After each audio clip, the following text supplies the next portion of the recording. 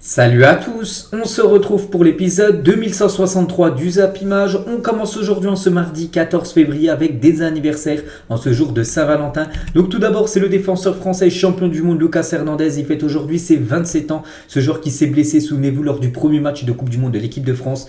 Donc bon anniversaire et bon rétablissement à lui. Bien sûr ce soir il ne sera pas présent pour ce PSG Bayern. Donc bon anniversaire à Lucas Hernandez, bon anniversaire également Aurel Di Maria, il fête aujourd'hui ses 35 ans, le champion du monde argentin qui a fait une grosse finale contre l'équipe de France. Vraiment, il nous a fait beaucoup de mal. Bon anniversaire à Di Maria. Il y a aussi Cavani, il fête aujourd'hui son anniversaire. Il fête aujourd'hui ses 36 ans. Toujours meilleur buteur de l'histoire du Paris Saint-Germain. Il pourrait être dépassé là très prochainement par Kylian Mbappé. Bon anniversaire à l'attaquant actuellement de Valence qui s'est blessé le week-end dernier. Il est blessé pendant un mois. Cavani. Il y a aussi Christian Eriksen. Il fête aujourd'hui ses 31 ans. Le joueur danois de l'équipe de Manchester United. Et ça, il y a pas mal d'anniversaires. Par exemple aussi, il y a l'attaquant de Monaco, l'attaquant suisse Brel Embolo, il fête aujourd'hui ses 26 ans. On va parler maintenant de tout ce qui s'est passé lors de la journée d'hier et on commence tout d'abord avec le derby de Liverpool entre Liverpool et Everton, et c'est Liverpool qui s'est imposé 2-0 dans ce derby. Donc Mohamed Salah et Cody Gakpo, les deux buteurs côté Liverpool. Donc après 4 matchs de rang sans victoire, Liverpool s'impose à domicile face à Everton dans le derby de la Mersey. Donc voilà, du côté de Liverpool en gros. Donc les Reds sont 9e, c'est toujours très très loin dans ce classement malgré leur victoire. On peut voir les statistiques de la partie, donc victoire logique et méritée de Liverpool. Donc voilà, plus de 15 tirs, 6 tirs cadrés, 2 buts Everton, seulement une frappe cadrée. C'était très très compliqué pour cette équipe qui vit une saison très compliquée. Everton, bon, ils ont battu Arsenal la semaine dernière, mais là ils ont perdu contre Liverpool 2-0 hier, et Liverpool sans merci pour cette belle victoire. Et il aura fallu comme attendre le 13 février 2023 pour voir le premier succès de l'année de Liverpool en Première Ligue. C'est vrai qu'ils n'avaient toujours pas gagné en Première Ligue sur cette nouvelle année 2023. C'est incroyable, on est quand même mi-février, ils n'avaient toujours pas gagné le moindre match en Première Ligue. Ça y est, chose faite pour les Reds de Liverpool, félicitations à eux. Et à noter que Cody Gakpo, j'ai dit, la grosse recrue du côté de Liverpool lors du dernier mercato hivernal, a été buteur, et on peut voir sa célébration de Cody Gakpo après son but face à Everton. Voilà, une célébration plutôt insolite on peut dire, et toujours avec Cody Gakpo. Donc il vient de marquer son premier but, et c'est le 6e joueur différent à marquer son premier but en Première Ligue lors d'un derby du Merseyside. Donc voilà, ce derby, je le dis, entre Liverpool et l'équipe de Everton, c'est déjà le 6e joueur différent à inscrire son premier but du côté des Reds lors du match contre Everton. Lui aussi, il a été buteur, donc lui, il en marque beaucoup des buts depuis beaucoup d'années. C'est Mohamed Salah, et c'est lui qui a inscrit des 2 buts hier. Félicitations à Salah. Et on peut voir la joie d'Andy Robertson sur le but de Mohamed Salah. Regardez, bon, Salah qui est en train de fêter son but, et Andy Robertson très très content. Surtout, il sait que voilà, Liverpool était dans une mauvaise passe, et il sait qu'en plus, c'est un but et surtout une victoire après contre le voisin d'Everton. C'est toujours très très chaud bien sûr entre ces deux équipes, et ça a été très très chaud dans le match. Tiens, regardez Robertson avec Pickford, le gardien de Everton en fin de match. C'est vrai qu'ils étaient à 2 doigts, bon ils ne sont pas non plus bagarrés, mais voilà, c'était très très chaud. Regardez, on peut dire hier par exemple avec Van Dijk, avec les joueurs de Everton. Ça a chauffé aussi entre Onana, le joueur belge, et Virgil van Dijk. Donc regardez, c'était à la 85e minute de jeu en fin de match. Donc voilà, c'est toujours très très chaud, c'est comme ça, c'est de la Première Ligue.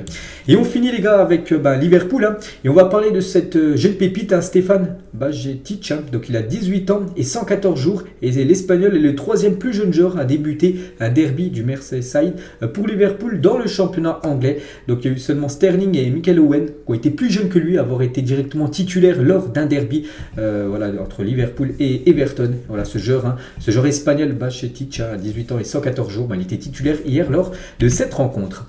Et du coup, regardez le top 10 de cette Première Ligue avec la victoire de Liverpool. Je le dis, Liverpool toujours 9e du classement, ils sont toujours très très loin. Chelsea encore pire, ils sont 10e, 31 points. Donc voilà, toujours ce classement dominé par Arsenal et Manchester City. N'oubliez pas que Arsenal et City s'affrontent demain en Première Ligue, donc bien sûr on aura le temps d'en reparler. On continue avec les autres résultats de la soirée d'hier, et on prend la direction cette fois-ci de l'Italie, et l'Inter se déplaçait du côté de la Sampdoria, et très mauvais résultat de l'Inter. Ils n'ont pas perdu, mais ils n'ont pas gagné non plus, et voilà, ils devaient s'imposer pour essayer de grappiller des points sur Naples, vraiment qui s'envole, et du coup ils ont fait 0-0, dommage. parce que l'équipe de l'Inter a dominé totalement cette équipe de la Sampdoria de Gênes, plus de 25 tirs, ce qui est énorme, mais seulement 5 tirs cadrés, il y a eu quand même 20 frappes hors cadre pour l'équipe de l'Inter Milan, donc 5 tirs cadrés, aucun but, donc la Sampdoria a eu ses 2 tirs cadrés, aucun but, donc un bon point pour la Sampdoria, 2 points de perdus pour cette équipe de l'Inter, et l'Inter perd 2 points ce soir et dit quasiment adieu au titre, parce que il y a un sacré écart entre le premier, Naples, et l'Inter deuxième. Je vais vous montrer le classement juste après, mais on va parler de l'autre match qui avait lieu hier aussi, du côté de la Serie A, c'était entre Hellas Vérone et Salernitana, et c'est Hellas Vérone qui s'est imposé 1-0, donc voilà les statistiques de la partie. Du coup, tous les résultats de cette 22e journée de Serie A, avec les 2 résultats hier lundi, et du coup le classement, donc toujours dominé par Naples, donc Naples c'est en 22 matchs, c'est 59 points, donc ils ont quand même 15 points d'avance sur l'Inter Milan, rendez-vous compte, alors qu'il reste plus que 16 matchs, donc ce serait vraiment une catastrophe, voilà, que Naples ne remporte pas comme ce championnat italien, ça sent très très bon pour Naples, 15 points d'avance, c'est énorme. Donc l'Inter deuxième, l'Atalanta troisième, l'AS Roma quatrième, et concernant la Juve, avec leur victoire 1-0 avant-hier, ils sont toujours à la 9e position de ce championnat italien. Direction cette fois-ci l'Espagne, il y avait aussi un match de Liga hier, l'Espagnol Barcelone contre la Real Sociedad, et c'est la Real Sociedad, dans un match un peu fou parce qu'il y a 5 buts dans la rencontre, mais c'est la Real Sociedad qui est actuellement 3e de Liga, qui s'est imposé 3-2 du côté de Barcelone. Donc voilà les statistiques de la partie. À noter qu'Alexander Sørloth a été élu meilleur joueur du côté de la Real Sociedad lors du mois de janvier, je l'avais dit, même il avait reçu un poisson en récompense, donc hier il a été buteur, c'est lui qui a inscrit le deuxième but de cette rencontre, bon ça a écrit en tout petit. Et donc c'est déjà son 9e but cette saison en Liga, donc il fait aussi bien par exemple que Benzema, Aspas ou même Iglesias, les 4 joueurs là sont à 9 buts inscrits. Joselu 11 buts, et toujours le meilleur buteur actuellement de la Liga, c'est Robert Lewandowski avec 14 buts pour l'attaquant polonais du côté du FC Barcelone. Et du coup le classement après cette victoire de la Real Sociedad, donc la Real Sociedad revient 3 points du Real Madrid, 42 pour la Real Sociedad, 45 pour le Real Madrid. Après le Real a un match en retard, le Real joue demain contre l'équipe de Elche, le Barça toujours plus 11 par rapport au Real Madrid au classement de cette Liga. On va parler, on est le 14 février, souvent les 14 février, que ce soit cette année, l'année dernière, il y a 2 ans, il y a 3 ans, c'est souvent les 8e de finale, la reprise de la Ligue des Champions. Et au programme ce soir, 2 affiches. Donc déjà, regardez le programme sur cette semaine, avec 2 affiches ce soir, 2 autres affiches demain avec Bruges, Benfica et Dortmund-Chelsea. On en parlera de demain. Et il y a aussi des 4 autres quarts de finale qui se joueront semaine prochaine. Mais nous, on va s'intéresser tout d'abord au match de ce soir. Donc le PSG contre le Bayern. On va bien sûr parler beaucoup de ce match. Et tout d'abord, on va parler très rapidement de Milan, Tottenham. Et Stefano Pioli, en conférence de presse, le coach de l'AC Milan, il a dit Bennacer s'est entraîné avec nous hier, mais il n'est pas encore à 100%. On ne peut pas prendre de risque, donc il ne sera pas de la partie. En gros, il est forfait. Bennacer qui est blessé depuis quelques temps. Il est revenu à l'entraînement, mais il est trop court. En gros, ce serait prendre un risque de le faire jouer ce soir, donc il ne sera pas là. Bennacer, et regardez la compo. Côté AC Milan qui reçoit, je l'ai dit, l'équipe de Tottenham, donc avec des Français qui pourraient commencer titulaires, comme Théo Hernandez, comme Olivier Giroud, comme Kalulu aussi, en tant que Français qui devrait normalement commencer titulaire avec une défense à 3 avec 2 pistons, voilà, ils jouent comme ça, cette équipe de Milan. Donc Rafael Leao devrait commencer titulaire, Brahim Diaz ou même Tonali. Donc voilà le 11 normalement de départ pour cette équipe de Milan. Donc concernant le 11 de Tottenham, je l'ai cherché, je ne l'ai pas trouvé. Donc voilà, concernant cette rencontre. Donc nous maintenant on va parler de l'autre match, et là bien sûr il y a beaucoup d'infos. C'est entre le Paris Saint-Germain et l'équipe du Bayern Munich. Ça y est, c'est ce soir. Dites-le avec des buts. En ce jour de Saint-Valentin, le PSG, emmené par ses stars, Messi, Neymar et Mbappé, sûrement sur le banc, a l'occasion face au Bayern de reconquérir son public après plusieurs revers. Surtout que la semaine dernière a été une semaine catastrophe, on le sait, avec l'élimination en Coupe de France contre l'équipe de Marseille, avec aussi l'échec contre Monaco, puis les mauvaises performances aussi depuis le début d'année. Donc ça va pas fort, et c'est vrai que si ce soir le PSG s'impose, et en plus s'imposer avec la manière, ça pourrait peut-être faire effacer tout ce qui s'est passé lors des dernières semaines. Bon, après il faut quand même s'imposer et gagner, parce qu'en face c'est quand même le Bayern Munich, et c'est vrai que c'est le jour de Saint-Valentin, mais il y en a, peut-être la Saint-Valentin ils vont mettre ça de côté et bien sûr regarder PSG Bayern. Moi bien sûr je vais regarder cette rencontre, ce soir il y aura certainement un débrief les gars qui sortira sur ma chaîne BizBiz PSG à la fin du match, et voici le groupe de Christophe Galtier pour affronter le Bayern Munich, donc maintenant ce soir. Donc on se posait une grande question, hein. Est-ce que Mbappé est présent? Il est bien présent, j'avais dit depuis quelques jours, hein, ça fait depuis 2 jours, hein, qu'il avait repris l'entraînement, qu'il y avait de fortes chances, hein, qu'il soit dans le groupe. Voilà, il est bien dedans. Mbappé a noté aussi le retour de Verratti, a noté aussi le retour de Messi, hein, les deux qui étaient forfaits lors du match contre Monaco. Donc voilà, c'est quasiment un gros groupe, hein. Kimpembe aussi qui est bien sûr dedans, donc il manque à part je crois Renato Sanchez, sinon quasiment tout le monde est là du côté du PSG. Après voilà, est-ce que tout le monde va jouer? On pense à Mbappé, ça c'est pas sûr, hein. Donc voilà, une photo de l'entraînement hier de Kylian Mbappé, on peut voir voilà, qu'il est souriant, il s'est bien entraîné. Après, est-ce qu'il peut jouer? Ça, c'est la bonne question, hein. Et Christophe Galtier, sur une présence de Mbappé face au Bayern, il a dit on va attendre demain matin, donc là ce matin, son ressenti, je prendrai la décision la plus sage, hein. Il va là il a parlé ce matin avec Kylian pour savoir comment il se sent, tout ça, puis il prendra sa décision, Christophe Galtier, s'il faut faire jouer ou non Kylian Mbappé. Donc on pense quand même déjà le voir jouer, hein. Même s'il commence pas titulaire, je pense qu'il jouera, c'est sûr, au moins 10-15 minutes, tout dépend après aussi du résultat, hein. Vraiment si le PSG, je sais pas, est mené, il peut peut-être rentrer dès la mi-temps, hein. Donc c'est une option, on verra. Voilà, maintenant c'est Galtier, hein, qui fait ses choix, donc toujours avec Kylian, hein. Donc Kylian veut lui être titulaire, il a demandé ça à Galtier, hein. Lui il veut commencer directement parce que lui il a fait les entraînements lors des 2 derniers jours, tout s'est bien passé, lui il veut commencer titulaire. Après voilà, c'est au coach, hein, de trancher, hein, concernant sa titularisation ou non, hein. Et d'après les dernières infos, il devrait quand même être remplaçant Kylian, et je pense que c'est la meilleure décision, hein. Voilà, il ne faut pas non plus le faire jouer, il est blessé depuis le 1er février dernier, hein. C'est un match contre Montpellier, et je pense que la meilleure décision c'est quand même de le mettre sur le banc dès le départ, puis après voilà, le faire rentrer en cours de jeu, ça c'est bien sûr quasiment sûr, hein. Donc voilà, concernant la situation de Kylian Mbappé, on va parler du jeune Warren Zaïre-Emery pour être titulaire ce soir face au Bayern, hein. Et voilà, c'est l'équipe qui dit ça, c'est qu'il y a beaucoup d'infos qui disent qu'il devrait débuter titulaire, hein. N'oubliez pas qu'il a seulement 16 ans et il devrait être dans le 11 ce soir, hein. Donc Galtier a réfléchi à cette possibilité ces dernières heures. Donc en gros, l'éventuelle titularisation du jeune Warren Zaïre-Emery aurait pour but de bloquer les montées d'Alphonso Davies sur le côté droit. Alphonso Davies, hein, qui va certainement être défenseur gauche titulaire, hein, du côté du Bayern, et c'est un joueur souvent porté sur l'offensive, le jeune Alphonso Davies, hein, qui court très très vite. Et en gros, voilà, le rôle de Warren Zaïre-Emery, ce serait de bloquer les montées d'Alphonso Davies ce soir. Donc voilà pourquoi il pourrait commencer titulaire, hein, ce soir, le jeune parisien. Et donc je dis, il devrait être sur le flanc droit, hein, pour bloquer le couloir gauche de l'équipe du Bayern. Et le PSG devrait jouer en 4-4-2 ce soir, d'après ce qui se dit, hein. Donc voilà les compos probables. Donc là, c'est tout d'abord la compo de l'équipe. Bon, c'est un peu flouté, hein. Je ne sais pas si vous arrivez à voir. Mais côté Paris Saint-Germain, donc Donnarumma, bien sûr, sera titulaire, hein, ça, il n'y a pas de souci. Nuno Mendes, vu que c'est une défense, enfin 4-4-2, donc défense à 4, hein, il n'y aura pas les 3 avec les 2 pistons. Non, c'est une défense à 4. Donc avec Nuno Mendes, Ramos, Marquinhos, Hakimi. Donc grosse défense. Hein, donc Kimpembe sera sur le banc, lui aussi revient de blessure. Il a joué 10 minutes contre Monaco, hein, pas sûr qu'il commence titulaire. On peut bien sûr le voir jouer, le rentrer en cours de match, hein, il y a de fortes chances. Le milieu de terrain, donc avec Warren Zaïre-Emery, hein, côté droit, hein, j'ai dit du milieu, hein, pour bloquer Alphonso Davies. Donc Verratti, Danilo en numéro 6 et Carlos Soler. Bon, ça c'est pas ouf, mais bon, il n'y a pas le choix, hein, il faut bien mettre un joueur. Et à la place d'Hugo Ekitike, de toute façon Hugo Ekitike ne joue pas milieu gauche, donc voilà, ça pourrait être Carlos Soler, hein, pour être quand même plus défensif, hein, pour bloquer Cancelo, hein, qui sera certainement titulaire en face, défenseur droit, et devant Neymar, Messi, hein, ce qui veut dire que Hugo Ekitike serait sur le banc. Donc voilà la compo probable, hein, côté PSG, et la compo probable côté Bayern Munich. Donc Yann Sommer, hein, cette recrue du dernier mercato. Donc la défense, là c'est quand même du très très costaud, avec Alphonso Davies, un défenseur gauche, Cancelo, défenseur droit, la nouvelle recrue, avec Upamecano et Mathis de Ligt en milieu dans l'axe de la défense, hein.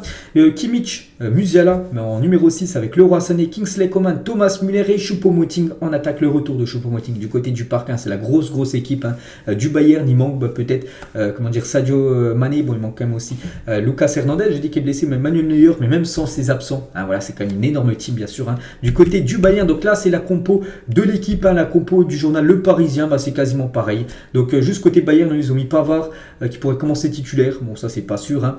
Mais sinon côté PSG, que ce soit la compo parisien ou compo l'équipe, c'est la même, hein. Voilà, j'ai regardé juste avant les gars, c'est exactement la même, donc ça devrait être ça, hein, le 11 de départ ce soir côté PSG. Après bien sûr c'est Galtier, hein, qui donnera sa compo officielle 1 heure avant le coup d'envoi.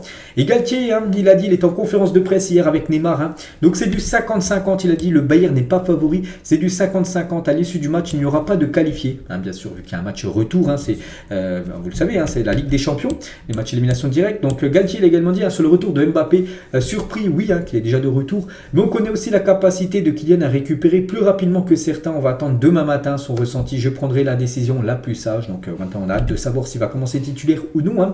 Neymar, les gars, aussi, qui est en conférence de presse, je vous ai dit, donc Kylian, on parle d'Mbappé, donc Kylian est un crack. Nous sommes conscients de son importance. J'espère qu'il pourra jouer quelques minutes maintenant ce soir. Ça dépend du coach. Il m'a dit qu'il se sent bien. Ce sont des bons signes. Voilà, de voir Kylian Mbappé ce soir sur la pelouse. Toujours avec Neymar, il a dit notre plus grand objectif est la Ligue des Champions. Parfois, nous n'arrivons pas à maîtriser tous les détails. C'est comme la Coupe du Monde, c'est celui qui fait le moins d'erreurs, qui va au bout. On est là pour se promener. On n'est pas là pour se promener. On est là pour travailler, bien sûr, et essayer de battre ce soir cette équipe du Bayern Munich. Qui va faire une très belle performance. Les tensions après Monaco, après cette défaite 3 il y a quelques jours, il a dit les discussions, ça arrive. Ce n'est pas une discussion qui conduit à être de mauvais termes. Ça fait partie du foot. Le foot, ce n'est pas que de l'amour. Il peut y avoir des désaccords et des discussions des discussions pour nous améliorer. Donc voilà pourquoi c'était houleux, on va dire, après le match, qui a eu pas mal de clash, tout ça, bien sûr, pour essayer de remettre le PSG dans de bons rails. Toujours avec Neymar, certains matchs, les choses ne vont pas très bien. Il y a aussi des matchs où vous voulez tout faire, mais vous n'y arrivez pas. Les critiques sont légitimes, chacun son avis. Je fais le maximum pour le club et pour l'équipe, et je le ferai jusqu'à la fin de la saison, de donner tout ce qu'il peut donner. On espère qu'il donnera tout ce soir contre l'équipe du Bayern Munich.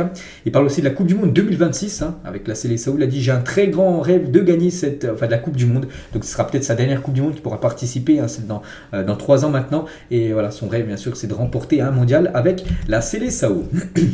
Et pour revenir toujours sur Neymar, face au Bayern Munich en Ligue des Champions, c'est plutôt pas mal comme ses statistiques. C'est quand même une équipe qui a souvent été décisive. Donc il a joué 7 fois contre le Bayern Munich pour 4 buts et 3 passes décisives Neymar. Donc voilà, c'est quand même des très très belles stats pour Neymar face au Bayern, en espérant que ce soir, bien sûr, il nous fasse une masterclass, parce que c'est surtout lors des matchs de Ligue des Champions que le PSG a investi plus de 222 millions d'euros. C'est pour que Neymar rayonne en Coupe d'Europe.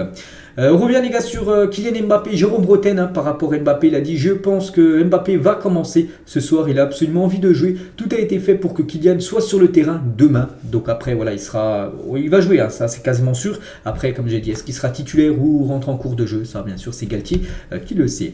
Daniel Riolo les gars sur l'after RMC hier sur Marquinhos, il a dit toi qui es capitaine, tu n'arrives pas à convaincre les deux stars, donc Neymar et Messi, d'aller saluer le public. Nous convenons ensemble que c'est un capitaine de pas Coty, il n'est capitaine de rien du tout. Voilà le message fort de Daniel Riolo par rapport à Marquinhos, par rapport à son manque d'influence envers les stars du PSG, comme Neymar ou même Léo Messi. Toujours avec cette équipe du Paris Saint-Germain, donc en interne, le PSG redoute vraiment une contre-performance demain. C'est vrai que, c'est un match de Ligue des Champions, mais imaginez ce soir c'est une contre-performance, je sais pas, le PSG reproduit le même match qu'ils ont fait contre Monaco, contre l'équipe de Marseille, je sais pas, ils s'inclinent 3-0 à domicile, ça passerait pas du tout les gars. Le club a bien vu que les supporters sont à cran et ils savent que ce serait la goutte de trop. Ce soir, il y avait une contre-performance du PSG, donc voilà, vraiment, si ce soir les gars, il se passe c'est un peu n'importe quoi, je pense que ça va aller dans tous les sens là dans les prochaines heures, on verra, parce que bien sûr il y a un match ce soir tout d'abord à disputer, en espérant que ça soit la victoire côté parisien et côté Bayern les gars. Donc le groupe du Bayern pour affronter le PSG ce soir. Donc je dis il manque Neuer, Mané, Hernandez et Mazraoui, les 4 sont forfaits pour cette rencontre ce soir. Donc il y a une petite photo de Thomas Müller du côté de Paris, dans son hôtel parisien bien sûr avant cette rencontre ce soir. Nagelsmann les gars, le coach a préparé mon équipe pour qu'elle joue le PSG avec ou sans Mbappé et Messi. Donc il a dit, si on met notre plan de jeu en place, Messi et Neymar n'auront pas beaucoup d'occasions de se montrer. Cela va se jouer sur la possession et le contrôle du ballon, a détaillé le technicien bavarois. On veut gagner en ayant beaucoup de contrôle pour ne pas laisser trop d'espace à Neymar et Messi. Ils sont très dangereux quand ils ont de l'espace. Donc l'entraîneur allemand a assuré ne pas se soucier de la situation domestique assez chaotique du PSG après les 2 défaites. Il a dit on ne se focalise pas sur la situation du PSG qui est quasiment en crise par rapport aux derniers résultats. Donc la Ligue des Champions est une autre compétition. Le PSG entend jouer un rôle, a-t-il tenté de relativiser par rapport à l'état de forme, on va dire, très compliqué du PSG lors des dernières rencontres. Et toujours avec le 14 février, j'ai dit que c'est une date un peu spéciale, c'est la Saint-Valentin, mais souvent le PSG joue les 14 février. Et si on revient 6 ans jour pour jour en arrière, c'est un PSG-Barça, on se souvient tous. Le PSG avait écrasé le FC Barcelone 4-0 au Parc des Princes. Ce serait parfait ce résultat ce soir pour l'équipe parisienne. Donc c'était il y a 6 ans jour pour jour, cette masterclass de l'équipe du PSG qui avait complètement effacé le FC Barcelone. Donc voilà, c'est un 14 février 2017. Et bon, on sait ce qui s'est passé après un mois après, bien sûr, avec la remontada du Barça 6-1 contre le PSG. Donc voilà, concernant cette équipe parisienne. Toujours tiens avec le PSG, même plein d'autres équipes. Voici le tirage au sort complet des huitièmes de finale de la Youth League. Je l'avais dit, je crois, hier soir, pour ceux qui ont vu l'épisode. Hier dans la soirée, j'ai dit que le PSG allait affronter l'équipe de Dortmund en huitième de finale de la Youth League, la Ligue des Champions Juniors. Donc ça sera Dortmund, c'est sur un match sec. Il n'y a pas de match aller-retour en Youth League. Donc Dortmund, PSG. Pareil, en grosse équipe, le Barça recevra l'équipe de Alkmaar, une équipe néerlandaise. Le Real recevra Salzbourg. Il y aura Sporting Ajax. Donc je ne sais pas, il y a aussi qui a Atletico contre l'équipe de Genk lors de ces huitièmes de finale de la Youth League. Cette semaine aussi, il y a de l'Europa Conference League. Hier, j'ai montré le programme d'Europa League, mais aussi de l'Europa Conference League. C'est des barrages, donc aucune équipe française joue, parce qu'il y a encore l'équipe de Nice engagée dedans. Mais vu qu'ils ont fini premier de leur groupe, ils sont qualifiés directement pour les huitièmes. Et là, c'est les 16e de finale. Donc voilà, toutes les affiches de cette Europa Conference League. Le gros programme aussi de cette semaine, donc hier j'ai dit il y avait Liverpool, ce soir il y a PSG, il y a aussi Milan qui joue, demain il y a Dortmund, Chelsea, il y a Bruges, Benfica ou même Arsenal City en première ligue, jeudi 4 grosses affiches dont ce Barça Manchester, samedi les gars il y aura Newcastle Liverpool, c'est de la première ligue, et dimanche il y aura le PSG contre Lille, donc voilà, il y aura du foot tous les jours de la semaine là, et en plus des magnifiques affiches, on va se régaler. On va parler d'un joueur qui s'est blessé, c'était dimanche soir. Blessé contre Barcelone, Francis Coquelin souffre d'une déchirure du ligament croisé antérieur du genou droit. Pour ceux qui ont regardé le match du Barça contre Villarreal, le Barça s'est imposé à 0. Donc Francis Coquelin, joueur français, un milieu de l'équipe de Villarreal, est sorti sur civière et en gros on peut voir que c'est grave. Donc ligament croisé antérieur du genou gauche, où c'est une déchirure et du coup la saison du joueur de Villarreal est terminée. Il va se faire opérer, donc force à lui. Donc voilà, il est forfait jusqu'à la fin de la saison. Coquelin, c'est un énorme coup dur pour l'équipe de Villarreal. Lui aussi, les gars, il est forfait jusqu'à la fin de la saison. Pourtant, il avait été recruté lors du dernier mercato hivernal du côté des Verts. C'est Gaëtan Charbonnier, et officiel fin de saison pour Gaëtan Charbonnier qui souffre d'une rupture du ligament croisé antérieur. Gros coup dur pour la Saint-Etienne en vue de l'opération maintien en Ligue 2. Donc voilà, qui perd son attaquant, Gaëtan Charbonnier. Donc lui aussi, on lui souhaite un bon rétablissement à l'attaquant des Verts. Lui aussi, les gars, une info concernant sa blessure. Il est sorti sur blessure lors du match contre Clermont. C'était samedi soir. Donc le défenseur Samuel Guijo devrait manquer le classique contre le PSG, revenir à la compétition début mars, donc plus de peur que de mal quand même. Il devrait manquer seulement un match. Voilà, il y en a qui pensaient qu'il allait manquer plusieurs mois de compétition. Non, il devrait être de retour quasiment 2-3 semaines à peu près.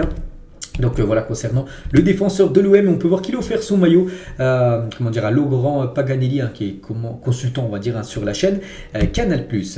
Une info, les gars, concernant le joueur de Nantes, donc Ganago, qui ne sera pas disponible face à la Juventus Turin ce jeudi pour les 16e de finale de l'Europa League. Donc le joueur camerounais a perdu sa fille âgée de 5 ans, décédée d'une suite d'une maladie, que son âme repose en paix. Donc voilà, terrible nouvelle, bien sûr, pour la famille Ganago. On lui envoie beaucoup de force par rapport à la disparition de sa fille, de seulement 5 ans. Donc même son ancien club, le Racing Club de Lens, les gars, ils ont mis à communiquer parce que c'est un ancien avant de jouer à Nantes. Il jouait du côté de Lens il y a quelques saisons, et il y aura une minute de silence lors du prochain match de Lens à domicile. On va parler du Stade de France. J'ai dit hier soir, pour ceux qui ont regardé l'épisode, que le Stade de France allait plus accueillir 2 matchs. Les petites rectifications, c'est sur l'année 2024, avant les Jeux Olympiques. En 2023, il y aura bien encore des matchs, par exemple de l'équipe de France, les Bleus, je vous tiens, dans à peu près un mois contre les Pays-Bas, ça sera bien au Stade de France. Donc aucun match n'aura lieu au Stade de France durant les 7 mois avant les Jeux Olympiques, donc soit de janvier 2024, donc l'année prochaine, jusqu'à juillet. Donc les matchs de l'équipe de France et la finale de la Coupe de France, donc 2024, donc l'année prochaine, seront délocalisés ailleurs. Donc voilà, donc sur cette année 2023, il y aura encore bien sûr des matchs de l'équipe de France du côté du Stade de France. River Plate a rendu hommage hier aux Argentins vainqueurs du mondial hier. Il y avait un match du côté de River Plate, du côté de l'Argentine. En plus, le stade était bondé, un guichet fermé, énorme ambiance. Puis voilà, ils ont célébré, on peut dire, les vainqueurs de la Coupe du Monde, comme Léo Messi, comme Enzo Fernandez, ancien joueur, ou même Alvarez aussi, ancien joueur de River Plate. Donc c'est pour ça qu'il y avait leur photo du côté de ce stade de River Plate qui était bondé hier pour cette rencontre du côté du championnat argentin. On va parler d'Elon Musk, c'est le propriétaire, vous savez, de Twitter, enfin peut-être vous ne le savez pas, mais voilà, je vous le dis, là, il a racheté la plateforme Twitter, là, c'était il y a quelques semaines, et c'est quelqu'un, je crois que c'est l'homme le plus riche au monde, et réfléchirait à racheter Manchester United. Je vous ai dit que Manchester United est à vendre, la famille Glazer vend Manchester United, et lui, il a beaucoup d'argent, et une somme de 4,5 millions de livres est évoquée, ce qui fait plus de 5 milliards d'euros, peut-être pour le rachat de Manchester United. Ça peut être Elon Musk, les gars, qui pourrait rentrer dans le football. Donc après, pour lui, 4,5 milliards de livres, c'est pas un souci, parce que sa fortune est estimée à plus de 170 milliards d'euros. Donc voilà, il n'y a pas de souci. Il peut l'acheter, il peut acheter même 50 Manchester United. Donc imaginez les gars, Elon Musk avec cette fortune-là, il rachète les Red Devils. Puis voilà, s'il investit s'il envoie des millions sur le mercato, ça peut faire très très mal dans les prochaines saisons du côté de Manchester. Donc voilà, peut-être Elon Musk, un futur proprio de l'équipe des Red Devils. Toujours avec Manchester United. Donc la forme de Marcus Rashford en 2023 est complètement dingue. Regardez tous les matchs de Marcus Rashford sur cette année 2023 et on peut voir à chaque fois il a été quasiment décisif à part 2 matchs, contre Palace et contre l'équipe de Reading. Sinon buteur ou passeur D, ou même des fois comme Everton, où il a été buteur également, passeur D même 2 fois lors de cette rencontre. Donc voilà, la grande forme actuellement, c'est bien Marcus Rashford. Et après-demain, Marcus Rashford, avec sa grande forme, ils vont affronter, lui et son équipe vont affronter l'équipe du FC Barcelone. Ils vont affronter une énorme défense, lui qui marque but sur but. On va voir ce que ça va donner contre la meilleure défense actuellement au monde, l'équipe du Barça. Et Araujo, il a dit, suis-je le meilleur défenseur central du monde en ce moment? Il a dit non, je continue à travailler toujours de façon humble. Je dois continuer à m'améliorer dans beaucoup de choses. Pour lui, c'est pas le meilleur défenseur au monde, même si je pense qu'il peut se mettre, je pense, dans le top 3 des meilleurs défenseurs actuellement centraux de la planète. Il est énorme, le défenseur uruguayen. Et avec Araujo sur le terrain, le Barça n'a encaissé que 2 buts en 11 matchs de Liga, pour vous montrer vraiment qu'il est très très important dans ce rôle de défenseur du côté du club. Et pour la première fois de son histoire, c'est jamais arrivé que le Barça n'a encaissé que 7 buts en 21 matchs de Liga. C'est la première fois, c'est historique. Donc les travaux de Xavi commencent à se faire sentir. C'est vrai que seulement 7 buts concédés en 21 matchs. Rendez-vous compte, la défense énorme du Barça. Et c'est 8 buts de moins que n'importe quelle équipe des 5 meilleures ligues européennes. L'autre meilleure défense, je ne sais plus c'est laquelle, l'autre meilleure défense. Mais elle a pris quand même 8 buts de plus que le FC Barcelone. Donc voilà, la défense est énorme. Pourtant, le Barça n'a jamais été réputé pour avoir une énorme défense, surtout une énorme attaque. On se souvient à l'époque où ça méritait des 7-8 buts quasiment tous les week-ends en championnat.